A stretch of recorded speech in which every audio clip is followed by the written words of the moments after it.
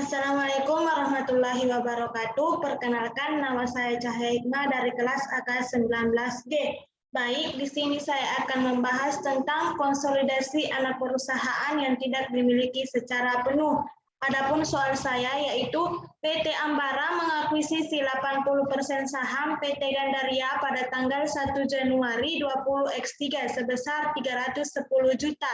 Pada tanggal tersebut, nilai-nilai wajar persediaan PT Gandaria lebih tinggi 5 juta rupiah dari nilai bukunya dan telah terjual selama tahun 20X1. Nilai wajar tanah senilai 50 juta dan nilai wajar bangunan dan peralatan lebih tinggi 60 juta dari nilai bukunya. Laba bersih PT Gandaria 50 juta. Bangunan dan peralatan mempunyai sisa masa manfaat ekonomis 10 tahun dan goodwill 5 tahun. Metode pengusutan adalah garis lurus. PT Ambara menggunakan metode ekuitas. Neraca percobaan disesuaikan untuk PT Ambara dan PT Gandaria pada tanggal 31 Desember 20X3. Adapun neraca percobaannya yaitu sebagai berikut. Kita dapat lihat. Adapun yang diminta yaitu ayat jurnal yang dicatat PT Ambara sehubungan dengan investasi di PT Gandaria selama tahun 20X3.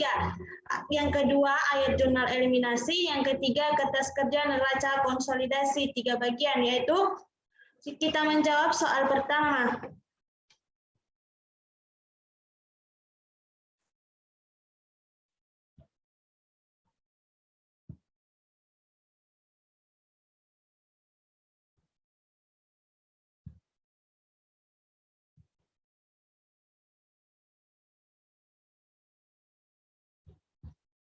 Di sini persediaan yaitu nilai buku 75 juta, nilai wajar 80 juta, dan kenaikan 5 juta. Karena di soal di sini persediaan 75 juta memiliki nilai lebih tinggi 5 juta. Maka nilai buku 75 juta, nilai wajar 80 juta, kenaikan 5 juta, 80% bagian PT Ambara yaitu 0,8 dibagi 5 juta menjadikan 4 juta. Tanah di soal tanah 40 juta memiliki nilai wajar tanah 50 juta, maka di pencatatannya yaitu tanah nilai buku 40 juta, nilai wajar 50 juta memiliki kenaikan 10 juta dan 80% bagian PT Ambara yaitu 0,8 dibagi 10 juta menjadikan 8 juta. Sedangkan bangunan dan peralatan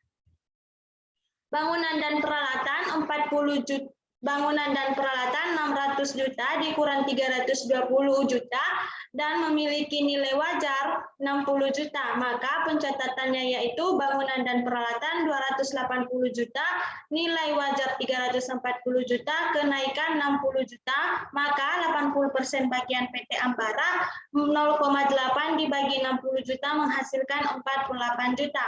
Yang kedua yang dicatat yaitu investasi pada saham PT Gandaria. Investasi pada saham PT Gandaria diperoleh dari 80% saham PT Gandaria pada tanggal 1 Januari 2023 sebesar 310 juta. Maka dicatat investasi pada saham PT Gandaria 310 juta. Pada kas juga 310 juta.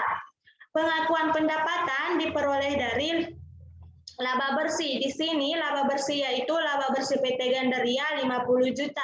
Maka di pencatatannya yaitu investasi pada saham PT Gandaria sebesar 40 juta. 40 juta diperoleh dari 50 juta dibagi 0,8 dikali 0,8 menghasilkan 40 juta pada pendapatan dari anak perusahaan.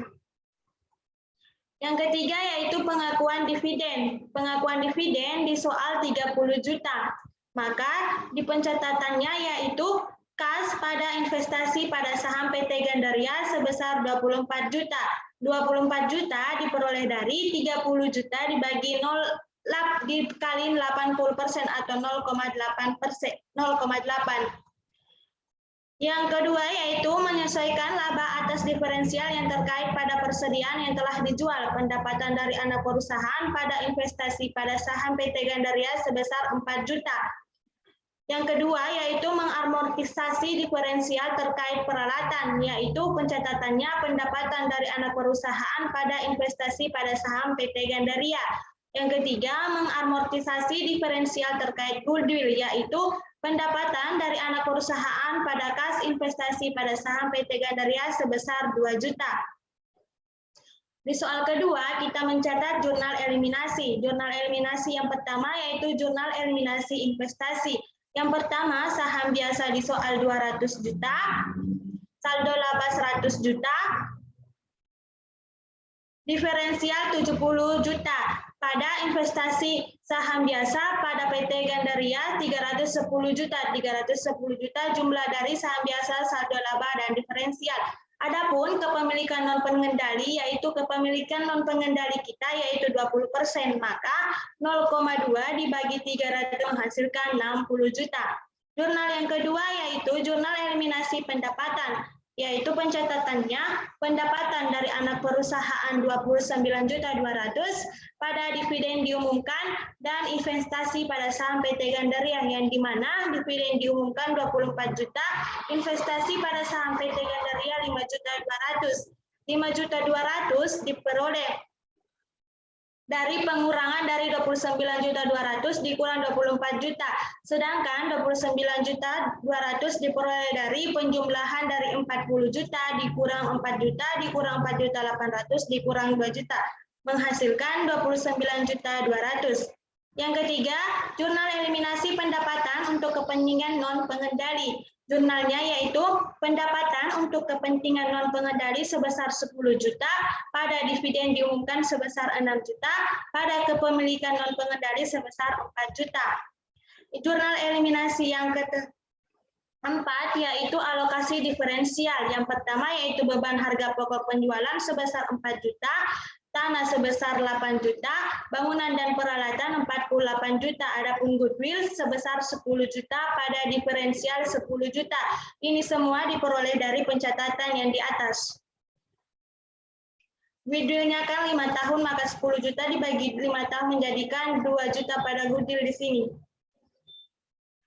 Jurnal eliminasi yang terakhir yaitu amortisasi diferensial terkait bangunan. Yang pertama, beban penyusutan 4.800, pada akumulasi penyusutan 4.800. Beban penyusutan kan di soal beban penyusutannya yaitu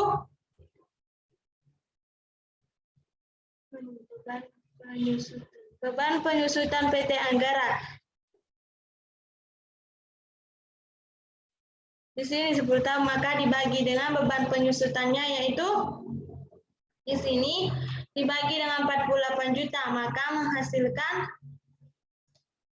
4.800. Pada akumulasi penyusutan 4.800, pada beban amortisasi 2 juta dan goodwill 2 juta. Setelah mencatat semua jurnal eliminasi, kita masukkan ke dalam neraca konsolidasi atau kertas kerja konsolidasi. Inilah kertas kerja konsolidasinya, kita dapat lihat.